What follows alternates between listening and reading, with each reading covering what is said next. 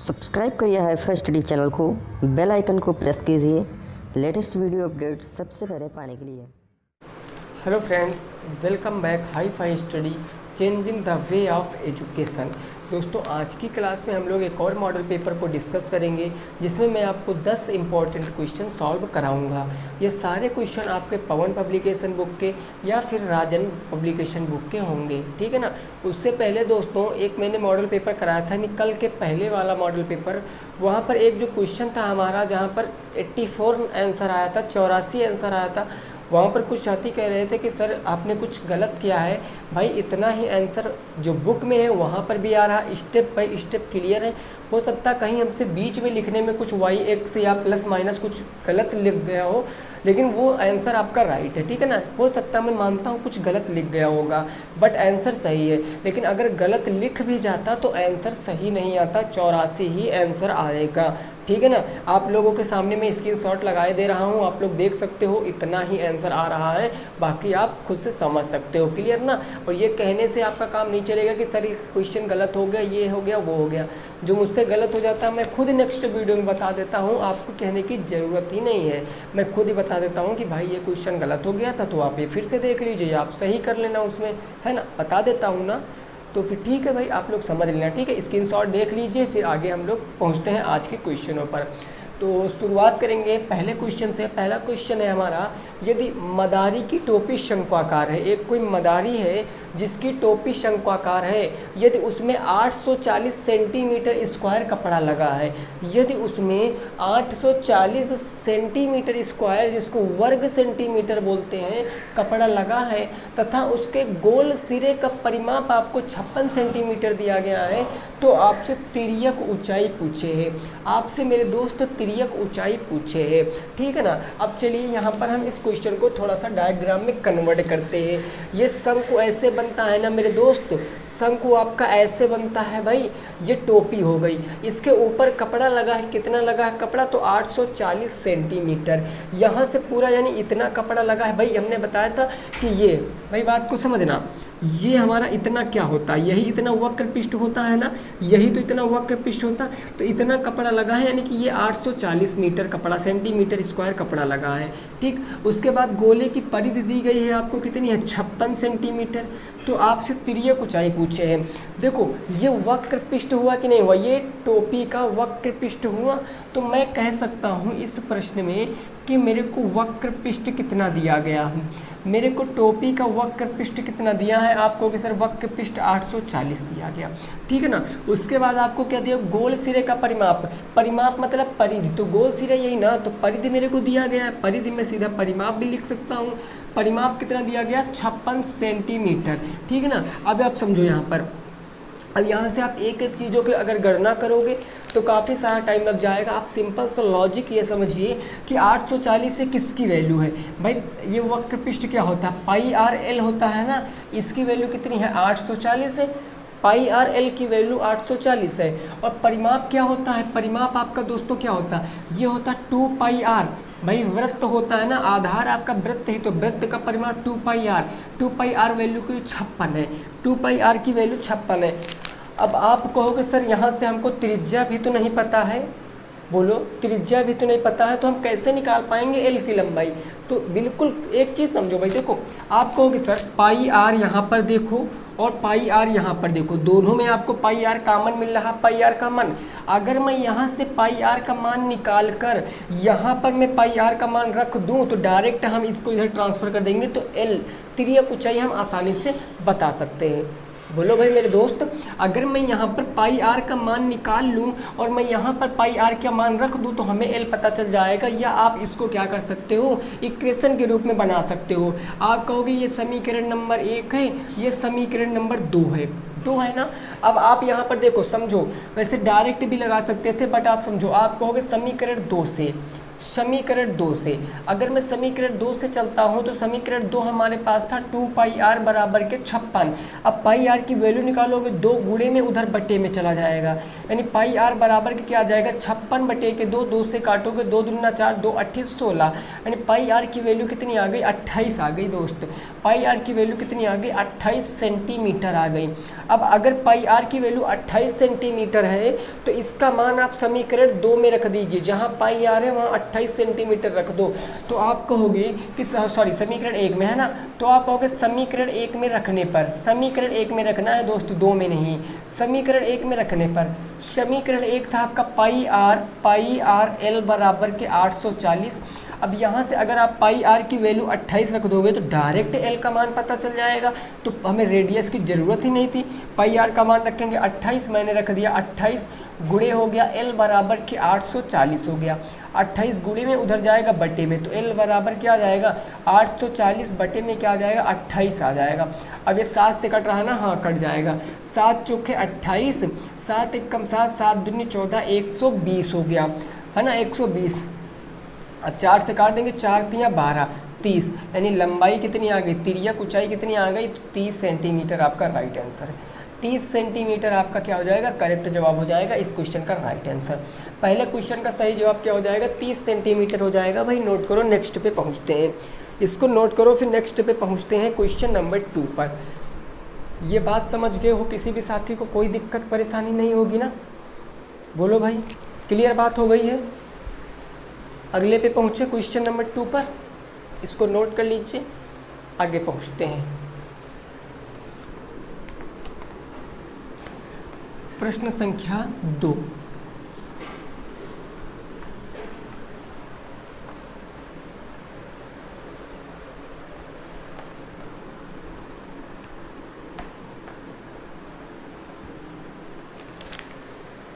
Question number 2 दोस्तों क्या कह रहा है, ये कह रहा है ये एक भिन्न जिसके अंश में एक घटा दिया जाता है, एक भिन्न जिसके अंश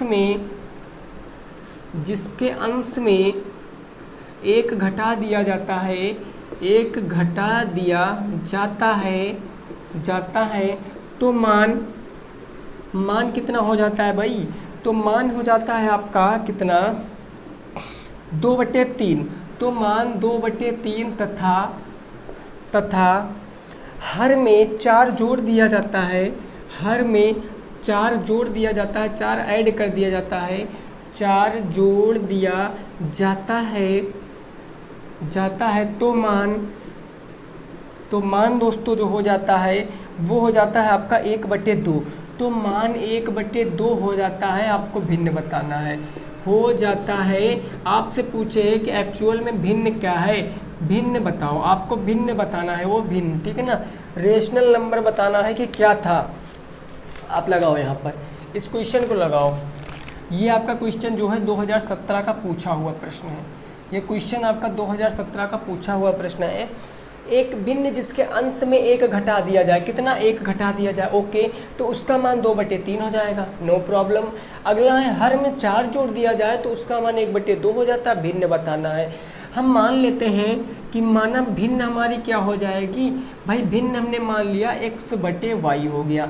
अब ये तो है नहीं कि x/x मानेंगे, दोनों अंश हर सेम कर देंगे तो कट जाएगा ना, तो मतलब ही क्या, मैंने ये मान लिया।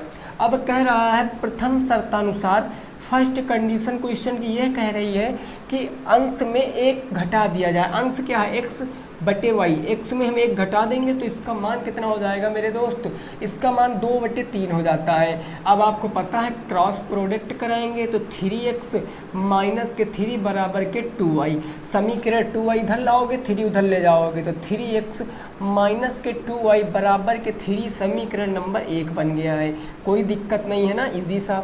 अगला सेकंड कंडीशन क्या कह रही है दोस्त, सेकंड कंडीशन कह रही है कि यदि हर में 4 जोड़ दिया जाए, हर में कितना 4, तो एक बार परिमेय संख्या को फिर से लिखना पड़ेगा, x/y, हर में मैंने 4 जोड़ दिया तो इसका मान कितना हो गया, 1/2 हो गया, 1/2 इसका मान हो गया, है ना। अब देखो यहाँ पर हम क्या करेंगे, क्रॉस मल्टीप्लाई कराएंगे तो ये हमारा क्या आ जाएगा भाई, यहाँ पर आ जाएगा 2x, ये आ जाएगा आपका 2x बराबर में 1 से गुणा कराओगे तो y प्लस में 4 आएगा, y प्लस में 4 आएगा, तो y प्लस में 4 हो गया, y प्लस इधर माइनस में, तो 2x माइनस के y बराबर के 4, समीकरण नंबर 2 बन गया। गया है ना। अब आप देखो एक सिंपल सी चीज़ देखो, समीकरण 1 और समीकरण 2 की तुलना करा रहे हो। आप कहोगे सर y के गुणांक बराबर करने के लिए समीकरण 2 में हम 2 से गुणा करा दें, है ना। तो आप यहाँ पर लिख सकते हो कि मल्टीप्लाई बाई 2, यानी 2 से आप मल्टीप्लाई कराओगे। भाई देखो अगर x के गुणांक बराबर करोगे तो 2 3 का 6 हो जाएगा, है ना। तो इसमें 3 से कराना पड़ेगा, इसमें 2 से, लेकिन यहाँ पर 2y है, यहाँ पर y है, तो हम अगर डायरेक्ट इसमें 2 से गुणा करा दें तो y के बराबर हो जाएगा, यानी ये तो हो जाएगा मेरा 4x माइनस के 2y बराबर का 4 दूनी 8 हो जाएगा। अब इसको देखो समीकरण 1, अब इसके नीचे समीकरण 1 2 क्या करिए घटा लीजिए। अब ये आपका समीकरण 2 दोस्तों बन गया, कोई दिक्कत वाली बात नहीं। समीकरण 1 2 को घटाओगे, समीकरण 1 आपका क्या है 3x माइनस के 2y, मैंने लिख लिया 3x माइनस के 2y बराबर के 3। दूसरा समीकरण है 4x माइनस के 2y बराबर के 8। अब आप कहोगे हाँ सर ये तो अच्छी बात है, हम क्या करेंगे यहाँ पर घटाएंगे तो माइनस से ये प्लस में हो जाएगा, प्लस से ये माइनस में हो जाएगा, ये माइनस में, ये तो खत्म हो गया। यहाँ क्या बच गया माइनस के x, माइनस के 8 प्लस के 3 माइनस के 5, माइनस से माइनस कैंसिल, x बराबर 5 आ गया। x बराबर 5 आ गया, y का मान पता करना है तो x का मान चाहे 1 में रख दो चाहे 2 में रख दो। मैंने कह दिया कि समीकरण 2 में रखने पर, है ना मेरे दोस्त, मैंने क्या कह दिया समीकरण 2 में रखने पर। समीकरण 2 मेरे पास दोस्तों ये था ना, ये कौन सा था 4। अब देखो ये था समीकरण 2, सॉरी इसमें नहीं रखेंगे, इसमें रखेंगे तो 2 मल्टीप्लाई x की वैल्यू 5 रखेंगे तो 5 माइनस के y बराबर के 4, तो 5 दूनी 10 प्लस से माइनस में, तो माइनस के y बराबर 4 माइनस के 10, माइनस के y बराबर माइनस के 6, माइनस से माइनस कैंसिल, y बराबर 6, y का मान 6 x का मान 5, तो भिन्न क्या आ जाएगी x बटे y के स्थान पर रख दो 5/6 आपका उत्तर, 5/6 आपका उत्तर होगा, ठीक है ना। नोट करिए 5/6 क्या होगा आपका राइट आंसर होगा, फटाफट तरीके से नोट कीजिए। आगे पहुंचते हैं, आगे होगा दोस्तों प्रश्न संख्या नंबर 3। यहाँ तक की बात में किसी भी साथी को अगर कोई दिक्कत परेशानी है तो वह पूछ सकता है ना भाई साहब। चलिए आगे पूछे, क्वेश्चन नंबर कौन सा होगा 3 नंबर होगा, है ना। प्रश्न संख्या नंबर 3 हो जाएगा। चलिए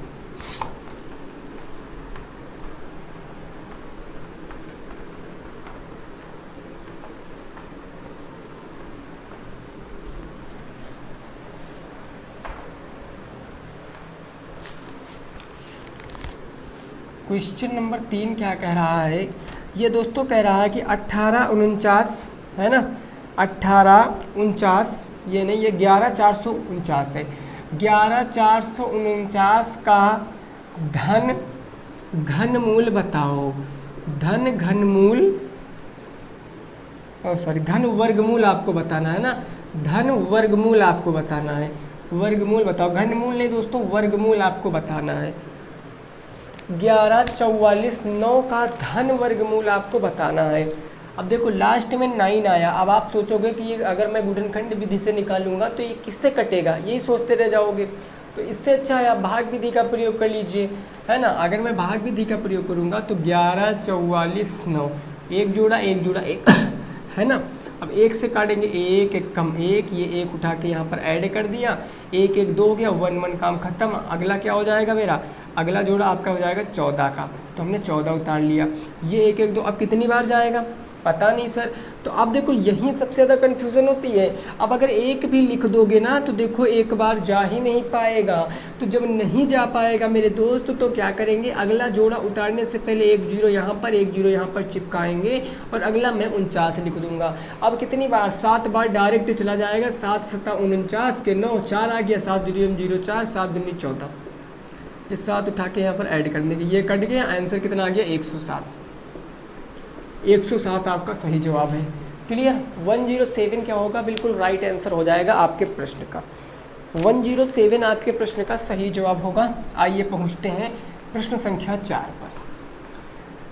प्रश्न संख्या 4 पर क्वेश्चन नंबर 4 में आपको एक क्या दी गई है भाई, सारणी दी गई है ऐसे करके, है ना, जिसमें आपको एक में तो आपको पद दिया गया है, एक में आपको बारंबारता दी गई है। पद में कौन कौन से दिया गया है भाई, पद आपका कौन कौन सा है, 2 16 20 24, 2 16 20 24 और 28, 2 16 20 24 और 28।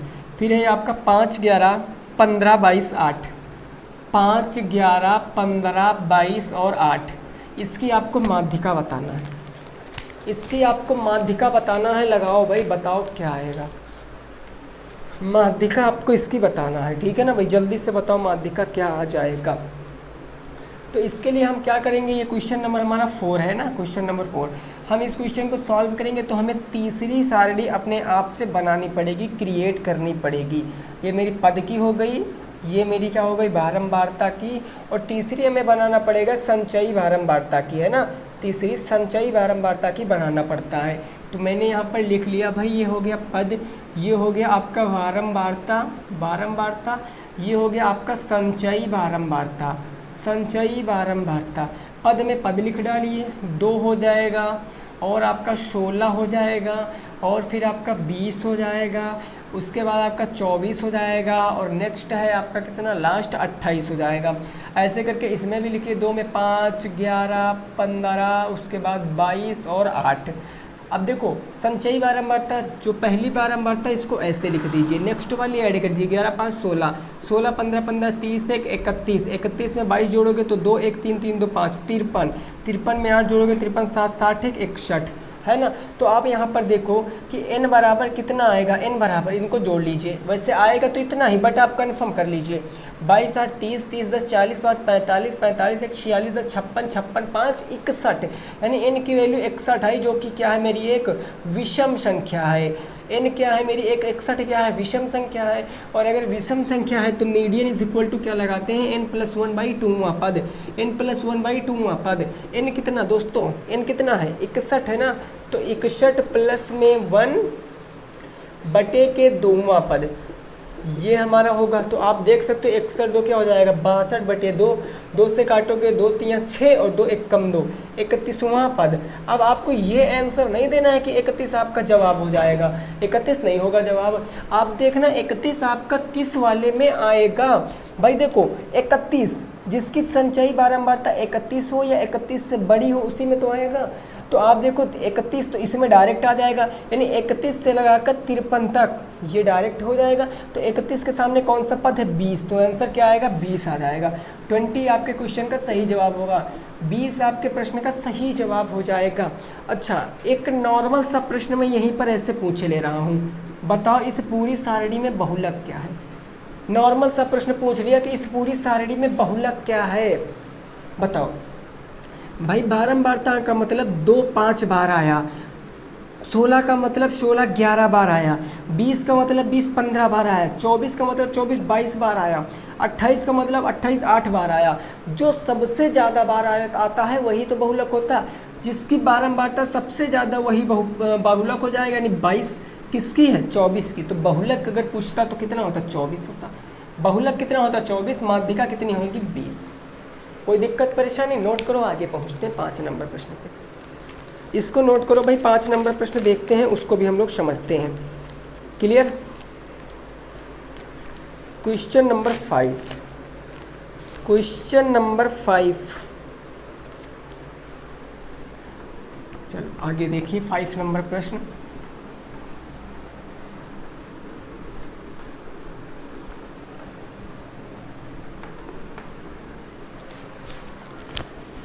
क्वेश्चन नंबर 5 क्या है ये दोस्तों, इस प्रकार एक शंकु की ऊंचाई 48 सेंटीमीटर और आधार का व्यास 28 सेंटीमीटर है।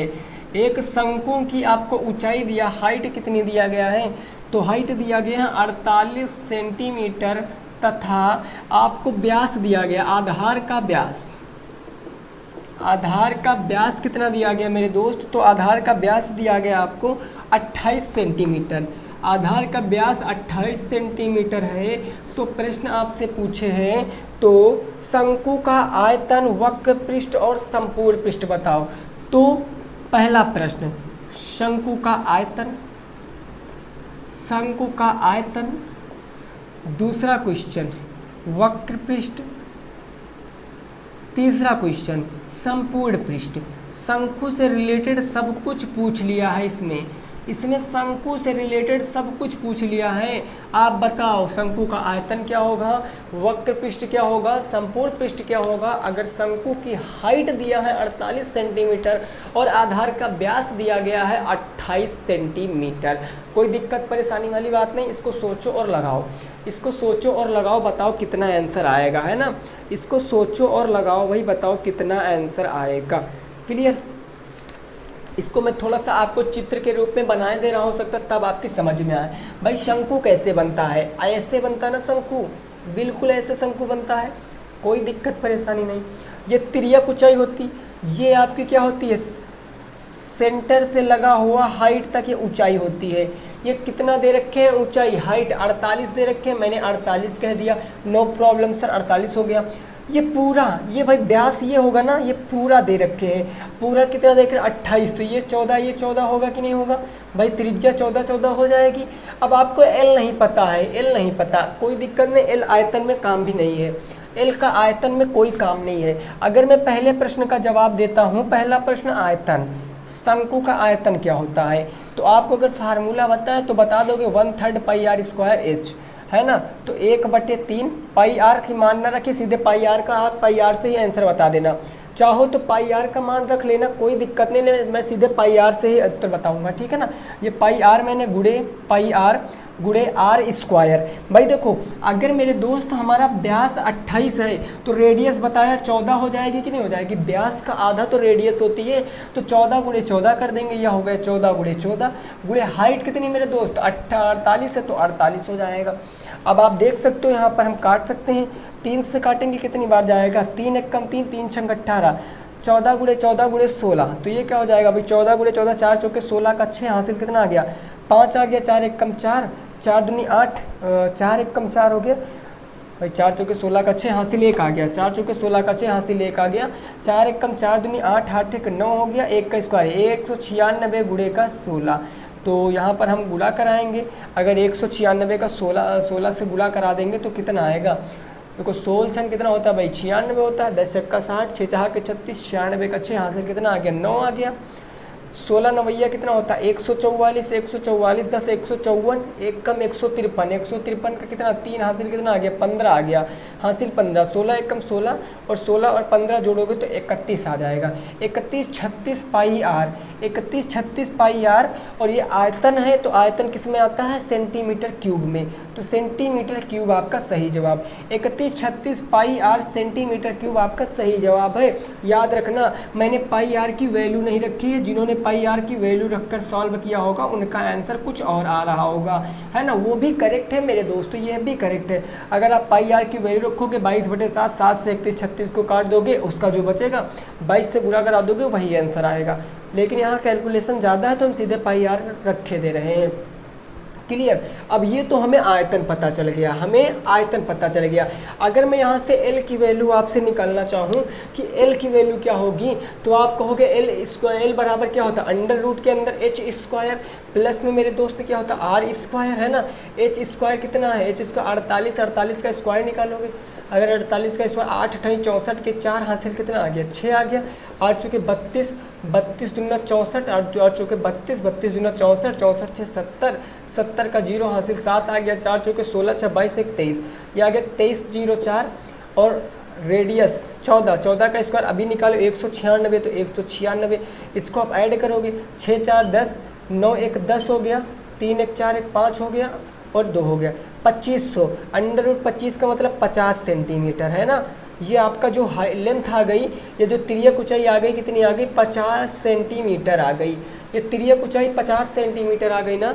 अगर तिर्यक ऊंचाई पता है तो आप वक्र पृष्ठ बताइए, ये संपूर्ण पृष्ठ, ये कौन सा पृष्ठ, आयतन निकल गया। अब आप वक्र पृष्ठ बताओगे, वक्र पृष्ठ क्या होता है, वक्र पृष्ठ होता है पाई आर एल, वक्र पृष्ठ क्या होता है पाई आर एल। पाई आर की मान ना रखिए, पाई आर का सीधा डायरेक्ट बता देना, आर रखोगे 14 तो 14, एल कितना है मेरे दोस्त, एल आए 50 तो 50, यहाँ गुणा करोगे 14 पंचे 70, 1 0, 700 पाई आर सेंटीमीटर स्क्वायर, है ना, 700 पाई आर सेंटीमीटर स्क्वायर क्या आ गया आपका वक्र पृष्ठ आ गया। अब मैं संपूर्ण पृष्ठ की बात करता हूँ। संपूर्ण पृष्ठ, तो संपूर्ण पृष्ठ आपको पता है पाई आर ब्रैकेट में एल प्लस में आर होता है। संपूर्ण पृष्ठ पाई आर ब्रैकेट में एल प्लस में आर होता है। पाई आर की वैल्यू मैं नहीं रखूंगा, आर की वैल्यू रखूंगा 14, एल की वैल्यू कितनी आई है 48, सॉरी एल की वैल्यू आई है 50, एल की वैल्यू आई 50, आर की वैल्यू है 14। चलिए भाई इसको बताइए, पाई आर गुणे में हो जाएगा 14 और 50, 50 10 60, 60 4 64, गुणे क्या हो जाएगा 64 हो जाएगा। 14 चौके 56 के 6 हासिल आ गया 5, 14 छंग कितना होता है भाई 10 छक्के 60 और 6 चौके 24, 14 छंग 84 होता ना, 6 चौके 24 के 4 हासिल आ गया आपका 2, 6 कम 6 तो 8, 84, 84 5 जोड़ोगे 89, 896, 896 पाई आर, 896 पाई आर, ये क्या आ जाएगा आपका संपूर्ण पृष्ठ आ जाएगा। ये 896 पाई आर संपूर्ण पृष्ठ और ये आएगा 700 पाई आर क्या आ गया भाई आपका वक्र पृष्ठ और 3136 पाई आर आ गया आपका आयतन। नोट कीजिए फिर आगे पहुँचते हैं। नोट करो भाई फिर आगे पहुँचते हैं। किसी को कोई दिक्कत परेशानी है तो बताओ भाई। आगे पहुँचते हैं प्रश्न संख्या 6 पर। आगे पहुँचते हैं प्रश्न संख्या 6 पर। यहाँ तक की बात में किसी भी साथी को कोई दिक्कत नहीं होनी चाहिए, है ना। चलिए आगे पहुँचे, इसको नोट करो फिर आगे देखते हैं। प्रश्न संख्या नंबर कौन सा होगा सर 6 नंबर होगा। प्रश्न संख्या 6 हो जाएगा।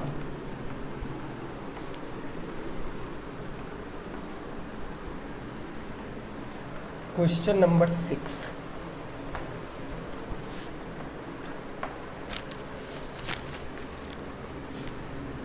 क्वेश्चन नंबर 6 क्या है जरा ये बात को समझिए।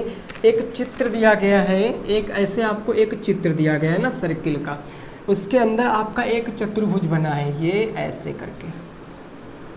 इसका नाम है ए बी सी और डी। ये चतुर्भुज बना है, इसकी वैल्यू दिया 95 डिग्री, इसकी वैल्यू दिया है 95 डिग्री। तो शेष आपसे त्रिकोणों की मान पूछे, शेष कोणों का मान पूछे, शेष कोणों का मान पूछे। इसको थोड़ा सा मैं गाढ़ा कर दूं ताकि आपको दिखे, है ना। से ये आपका एक चतुर्भुज है, समझ लेना मैंने गाढ़ा किया है इसलिए आपको इस तरह दिख रहा होगा। इसमें इस कोण डी है, कोण डी का मान पूछे, कोण ए का मान पूछे, कोण सी का मान पूछे। यह प्रश्न आपका आया हुआ प्रश्न है पिछले साल, यह पिछले साल आया हुआ प्रश्न है। इसको बताओ क्या होगा, इसको बताओ क्या होगा जवाब। देखो इनने बताया था, जब चतुर्भुज मैंने पढ़ाया था, हमने बताया था ऐसा चतुर्भुज जिसके चारों शीर्ष, चारों पॉइंट वृत्त की परिधि पर स्थित हो, वो हमारा चक्रीय चतुर्भुज कहलाता है। और चक्रीय चतुर्भुज में सम्मुख कोणों का योग 180 अंश होता है। अब मैं यहाँ पर इस अगर क्वेश्चन को लगाऊंगा, इस क्वेश्चन को लगाऊंगा तो मैं कह सकता हूँ कोण बी प्लस में कोण डी बराबर 180 अंश होगा। अगर मैं कारण लिखना चाहूँ तो मैं कह सकता हूँ सम्मुख कोण है। ये कौन से कोण है, सम्मुख कोण है, मैंने सम्मुख कोण लिख दिया। अब कोण बी की वैल्यू नहीं पता है, कोण ए बी, हाँ कोण बी की वैल्यू पता है कितनी 95 डिग्री रख दिया। कोण डी की वैल्यू पता कर लेंगे 180, ये प्लस में उधर जाएगा माइनस में, तो कोण डी बराबर 180 माइनस के 95 डिग्री। कोण बी बराबर कितना 95 500 हो गया 80, 85 अंश आ गया, 85 डिग्री आ गया। 5 5 10 8 8 16 कितना आ गया भाई 95 500 है ना, 95 500 इधर 100 हो गया, उसके बाद 80 या 85 डिग्री आ गया। कितनी डिग्री आ गया सर 85 डिग्री आ गया। 5 5 10 8 8 16 17 18 85 डिग्री, यानी इसका मान कितना आ गया 85 डिग्री आ गया। अब आपको पता है इन दोनों कोणों का योग हमें नहीं पता, मैंने माना ये हमारा x है, ये हमारा x है, मान लिया x x है, तो मैं कह सकता हूँ कि कोण A प्लस में कोण C बराबर 180 अंश होगा। भाई कोण A को मैंने x अंश माना, कोण Y को भी मैंने x अंश माना, तो 180 अंश, x 2x अंश बराबर 180 अंश, तो x बराबर कितना आएगा 2 से काटेंगे 9 बार 90 अंश। अगर x की वैल्यू 90 अंश है तो दोनों x थे ना, तो 90 यह भी हो जाएगा और 90 ये भी हो जाएगा। ये तो लगाने का केवल एक तरीका था, बाकी इस प्रश्न को आप मन में भी सॉल्व कर सकते थे। ये केवल लगाने का एक तरीका है कि लिख कर आप कैसे स्टेप बाय स्टेप लगाओगे, बाकी इसको आप मन में ही सॉल्व कर सकते हो, है ना भाई। क्लियर हो गई बात? 6 प्रश्न हो चुके हैं ना। आगे ऐसा ही एक प्रश्न और है, उसका जवाब आप बताओगे। ऐसा ही एक प्रश्न और है, उसका जवाब आप बताओगे। प्रश्न संख्या नंबर 7। क्वेश्चन नंबर 7 हमारा क्या कह रहा है कि कोई चतुर्भुज ABCD वृत्त के अंदर बना है। कोई चतुर्भुज ABCD वृत्त के अंदर बना है। वृत्त के अंदर क्या है भाई? बना है। अब आप इतने से समझ सकते हो कि कौन सा चतुर्भुज होगा। वृत्त के अंदर बना है, यदि कोण A बराबर 75 अंश, कोण A बराबर 75 अंश और आपको दिया गया कोण B बराबर 60 अंश, कोण B बराबर 60 अंश, तो आपसे पूछे है कोण A B दिया गया, कोण C और कोण D का मान, कोण B और कोण C का मान पूछे हैं, कोण B और कोण C का मान पूछे, C और D का मान पूछे, AB का दिया गया, CD का मान पूछे, है ना। अब देखो तुरंत आंसर बताओ फट से। देखो कैसे, ये हमारा एक सर्किल हो गया, इसके अंदर एक चतुर्भुज बना है, ये चक्रीय चतुर्भुज हो गया। चारों पॉइंट इसके कहाँ पर स्थित हैं? चारों पॉइंट इसके यहाँ पर स्थित है। मैंने माना ये A है, ये B है, ये C है, ये D है। A की वैल्यू कितना है दोस्त मेरे? 75। B की वैल्यू कितनी है? B की वैल्यू 60 है ना।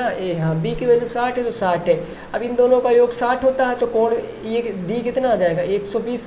ये 75, 75, 5, 80 और ये 105 अंश आ जाएगा। 120 अंश 105 अंश जवाब है, ठीक है। ये यही आंसर है, लिखने की कोई ज़रूरत भी नहीं है। अगर चाहते तो आप लिख भी सकते थे कि कोण A प्लस में कोण कौन सा होगा? C। कोण A प्लस में कोण C बराबर 180 अंश। कोण A आपको दिया गया था कितने अंश?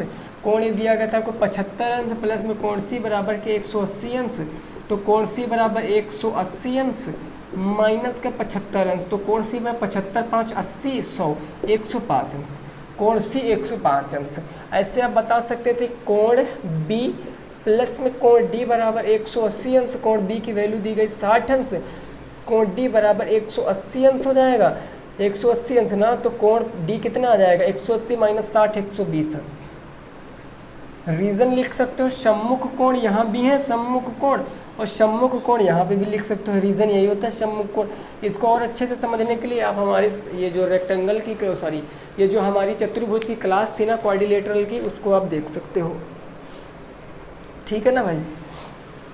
चलिए आगे पहुँचते हैं अपने कौन से प्रश्न पर सर? अपने हम पहुँचते हैं 8 नंबर प्रश्न पर।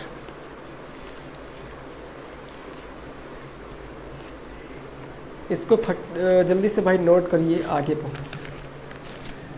अगला होगा क्वेश्चन नंबर 8।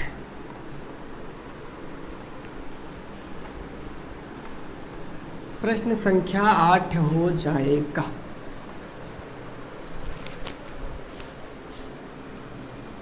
क्वेश्चन नंबर 8 हमारा है कि एक धातु ठोस आयताकार की माप, एक धातु ठोस आयताकार की माप, ठोस आयताकार की माप आपको दिया है। कितनी माप दिया? 10 सेंटीमीटर, 4 सेंटीमीटर, 10 सेंटीमीटर गुणे 4 सेंटीमीटर गुणे 1.6 सेंटीमीटर है ना। इसे पिघलाकर क्या बनाया जाता है? एक घन बनाया जाता है। इसे पिघलाकर एक घन बनाया जाता है। इसे पिघलाकर एक क्या घन बनाया जाता है? एक घन बनाया जाता है। घन की भुजा बताओ, घन की भुजा बताओ, घन की भुजा बताओ। ये प्रश्न है आपको। एक ठोस आयताकार की माप दी गई है 10 सेंटीमीटर गुणे 4 सेंटीमीटर गुणे 1.6 सेंटीमीटर। जब 3 दी हो ना, जब 3 दी हो तो आप ये समझ जाओ कि जो आयताकार है वो आयत में 3 नहीं होता है। आयताकार चीज़ क्या होती है? घनाभ होती है। आयताकार चीज़ घनाभ होती है ना भाई। देखो अगर ये हमारा आयत में मैंने इसको बना दिया, ये हमने बना दिया, ये हमारा घनाभ है, ये हमारा क्या है मेरे दोस्त? घनाभ है। और लेकिन इसी चीज़ को मैं एक वर्ग में बना दूं, मैं किस में बना दूं? एक वर्ग में बना दूं, ऐसे में बना दूं एक वर्ग में, तो ये हमारा क्या बन जाएगा? ये आपका बन जाएगा एक घन। घन में प्रत्येक साइड बराबर होती है। तो इसमें घनाभ का दिया गया है माप 10 सेंटीमीटर। मान लिया ये 10 सेंटीमीटर लंबाई हो गई, ये 4 सेंटीमीटर मान लिया चौड़ाई हो गई, ये 1.6 सेंटीमीटर मान लिया ऊंचाई हो गई। तो अगर इसको पिघला के एक किसी घन वाले बर्तन में डालोगे तो जो घन बनेगा वो एरिया, इसका एरिया इक्वल रहेगा ना, बराबर ही तो रहेगा, क्योंकि मटेरियल तो उतना ही डालोगे ना, कोई अपने पास से तो एक्स्ट्रा डालोगे नहीं या कुछ निकालोगे नहीं, है ना, मटेरियल तो उतना ही डालोगे। तो अगर मैं बात कर लूँ कि घनाभ का आयतन क्या होगा, अगर मैं इसके आयतन की बात कर लूँ दोस्त, तो आपको पता है लंबाई गुणे चौड़ाई गुणे ऊंचाई होता है। भाई किसी को लंबाई चौड़ाई माने हो उसी को रख दीजिए 10 गुणे 4 गुणे का 1.6, तो गुणा कराओगे 10 चौके 40, 40 गुणे का क्या हो जाएगा 1.6, 16 चौके 64, 1 अंक पहले लग जाएगा, कोई मतलब नहीं। तो 64 सेंटीमीटर में था तो सेंटीमीटर क्यूब आ जाएगा, 64 सेंटीमीटर क्यूब। अब बताओ जब इसको आपने गला दिया, इसको गला दिया, उठा के ला के आप घनाकार वाले में डाल दोगे तो भाई आयतन तो सेम ही रहेगा, यानी इसका भी तो आयतन इतना ही रहेगा, इसका भी आयतन कितना रहेगा 64 रहने वाला, आयतन पे तो कोई प्रभाव पड़ेगा नहीं। और आयतन होता क्या घन का, एक क्यूब बराबर 64। अब भुजा नहीं निकाल सकते, बिल्कुल निकाल सकते, एक क्यूब जाएगा क्यूब रूट में 64, और 64 का मतलब 4 चौके 16 चौके 64, 4 सेंटीमीटर राइट आंसर। एक की वैल्यू क्या आ जाएगी 4 सेंटीमीटर, यानी जो घन की माप होगी, भुजा की माप वो 4 सेंटीमीटर हो जाएगी। घन की भुजा की माप कितनी होगी 4 सेंटीमीटर होगी, नोट करो भाई, फिर आगे पहुंचते हैं ना। घन की भुजा की माप 4 सेंटीमीटर हो जाएगी, कोई दिक्कत नहीं है, कोई परेशानी नहीं है।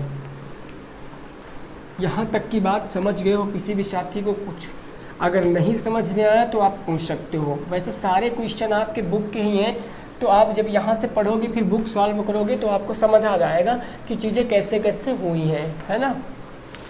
अगला क्वेश्चन, अगला मैं 2 क्वेश्चन लिख रहा हूँ, क्वेश्चन नंबर 9 और क्वेश्चन नंबर 10, ठीक है ना।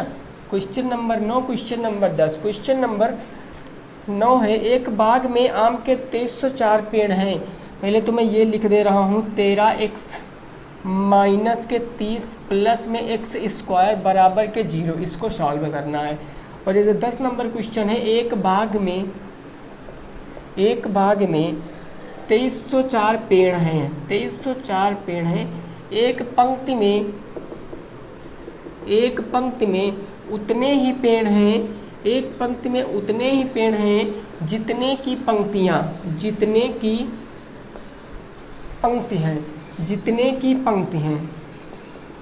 पंक्ति हैं। तो बाग में पंक्तियों की संख्या बताओ, बाग में पंक्तियों की संख्या बताओ। बाग में क्या बताना है, पंक्तियों की संख्या बताना है, बाग में पंक्तियों की संख्या बताना, ठीक है ना। क्या बताना, पंक्तियों की संख्या बतानी है। अब आप इस क्वेश्चन को लगाओ, बताओ कैसे लगाओगे इस क्वेश्चन को लगाओ। चलिए मैं 9 नंबर क्वेश्चन लगाता हूँ, आप देखोगे 9 नंबर क्वेश्चन ये लिखा दोस्तों 13x माइनस के 30 प्लस में x स्क्वायर बराबर 0। ये एक द्विघात समीकरण है लेकिन सीक्वेंस में नहीं लिखा है।